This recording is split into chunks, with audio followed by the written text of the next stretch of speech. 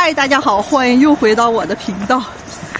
今天天还不错，时而有太阳，所以我们就出来走走。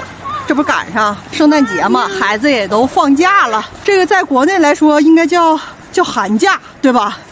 那我们这块也开始放寒假了，放2周。我们拜仁州只放2周，好像别的州有的放3周。然后放假呢，必保的就是一个考试。这不是躲到9月份开始上1年级吗？在他头2个月，也就是到11月份，他们才开始写字母啊。哎呀，都说拜仁州的教育很难，因为我也没在这边从小上过学，我也不太知道这边的教育什么样。但是我只是说，从我家孩子学习状况以及从学校得到的信息来看啊，拜仁真是难。首先来说，我们这边这个学校，它不按字母的顺序教字母，它是按练习册来教字母。练习册可能第一个字母是 E， 也可能是 A， 或者是其他字母，总之不是 R。每教一个字母，它会对应几个单词啊。这个单词呢，它不是教你啊，它会在这个练习册上有个画，然后这个画一般来说很简单的画，比如一个人或者一个苹果，一个其他的物品吧。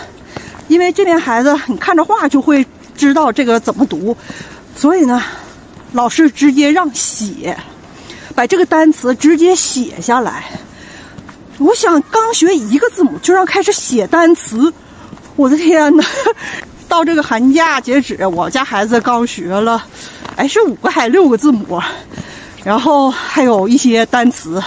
这个单词不是说教你怎么写，是让你拼读自己去写，而且你要会。我就想想这面的教学方式可是真不一样哈，跟国内我们小时候那种是完全是不一样性质。当然了，毕竟这面是拼读，那边中国是完全是认字，你认就会，你不认就不会，就是这样的状况。我一整刷视频的时候能看到国内孩子在2年级的时候就6点钟起床，晚上可能8、9点钟作业还没写完呢，放学回来应该是4点半，我不知道。总之都抱怨说8、9点作业没写完，有的甚至到12点，孩子崩溃哭了。然后有的孩子都已经心里承受不住了，就是很多家长都会吐槽。在德国这边真的完全是不同的，他们作业很少，主科就一个德语和一个数学，其他都是辅科，比如像画画呀、音乐呀，音乐就教你唱歌而已。有的学校会教乐器，可能每1年教1种乐器，但我们这边目前来说啊，就是教你唱歌。然后还有体育课，还有手工，还有宗教，还有好像基本就是这些吧，就是科目很少。作业来说呢，当然了，就是主科这俩，一个是德语，一个数学。每一科呢都会有一本 A4 大的那种练习册，然后和一半 A4 的练习册，也就是大小2本练习册。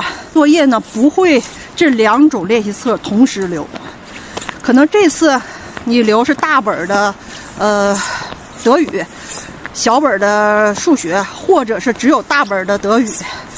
总之很少作业会让你在基本上1个小时内去完成。然后如果不完成，那来了啊，我们这块有一个家长群，这个家长群呢就是我们班级的家长群，然后这帮家长就会吐槽你们的孩子什么时候完成作业，我们家孩子一直在做作业，做了1个小时完成，这时间也太长了，都抱怨。然后有的说我们家已经2个小时完成作业。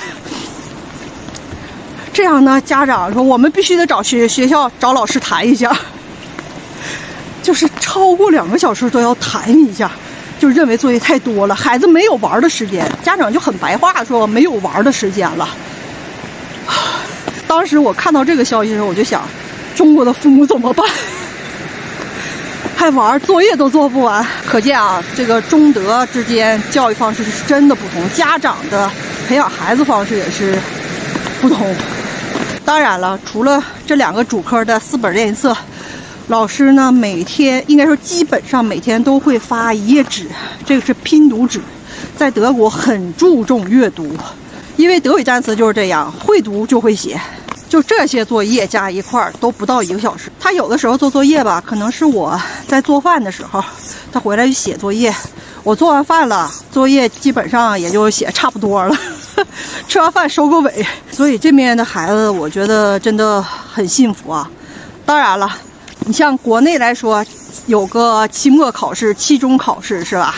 这边朵朵也会有个考试，但这种考试它不叫考试，它叫测试。在德国1、2年级的孩子没有考试，只有测试。这种测试是不计入升学的这个分数里面的。像他在圣诞节前就有测试，一个数学测试，一个是德语的测试。你们看看，这个就是他答测试，在右上角有每个测试他使用的时间。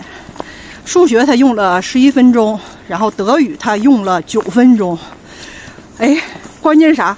这个德语他就挑简单的错，你看后面难的他还真不错，就挑简单的错。我也是没招了。你是说他不够仔细吧？你说难的他也做对了，你说他不会更不可能。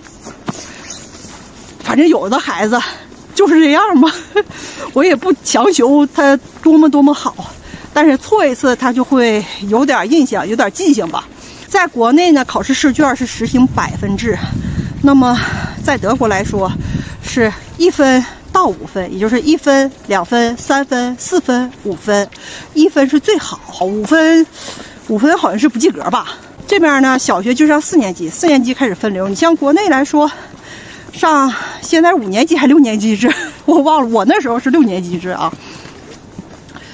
上了小学以后，直接升初中，对口的初中，然后考高中。在德国来说，就是小学看你的毕业成绩，有一次毕业考试，毕业考试是占你的升学的一定的比重，然后这边呢是老师给你推荐，老师有推荐信。这个老师推荐呢是包含了你在这几年学习当中的课堂表现，不光是你的学习的表现，还有什么人际的表现呀、品德表现等等啊，就是各方面综合的表现来算，他会给你一个评分。如果说你的升学2个主科德语和数学都达到了高中的线，那好，你就可以自动升为高中，不需要老师推荐。那么如果说你其中有1科挂掉了啊，没有达到高中，或者你2科都没有达到高中，那么就要依据老师的给你的推荐信，有这个推荐信，自然你就可以上高中了。那有的地方呢，可能规则是不一样的。真吞，小尼姑吗？这不是？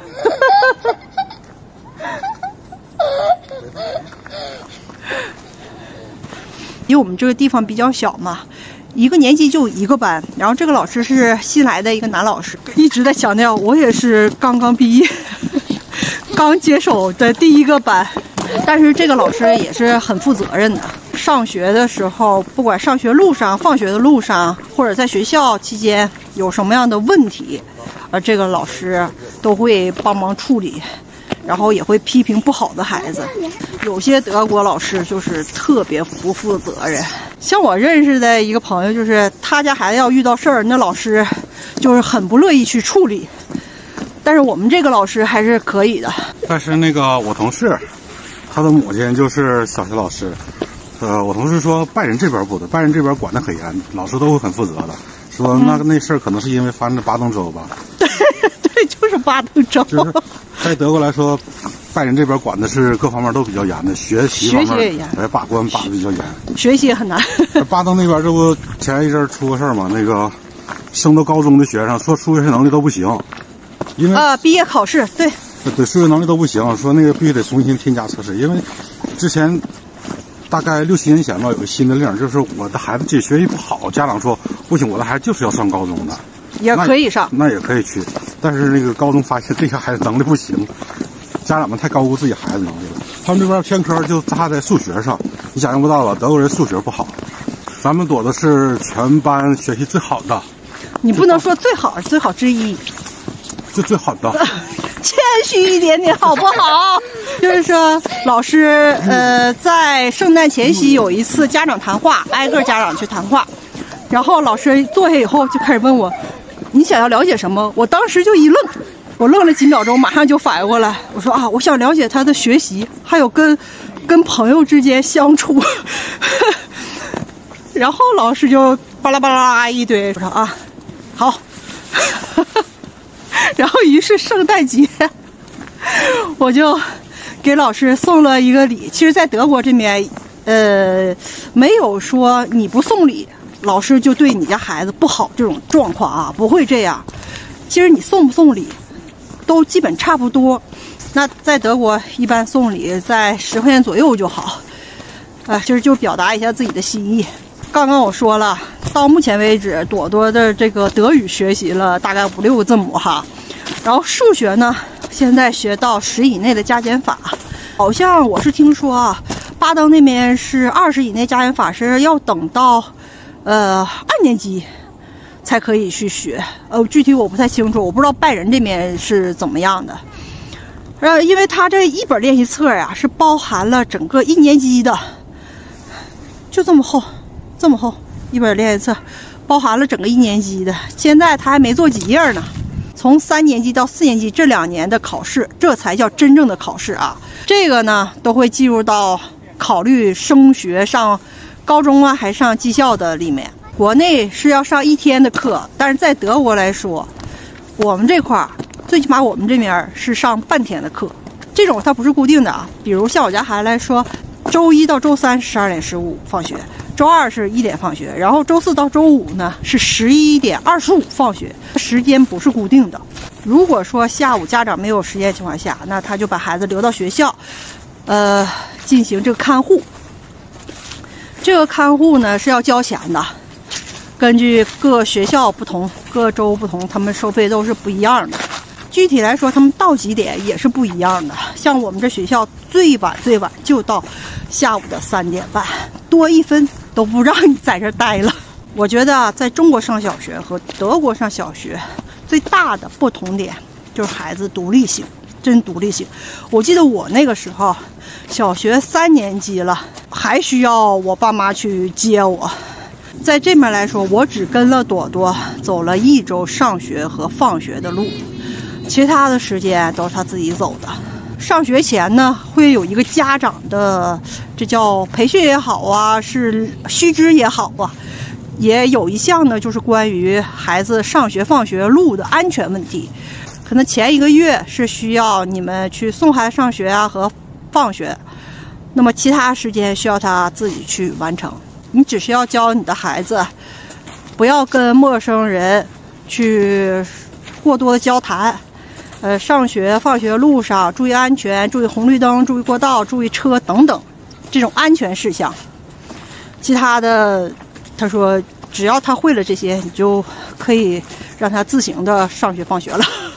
我家孩子就是1周，刚开始他上学吧，他肯定是有点怕的，自己走。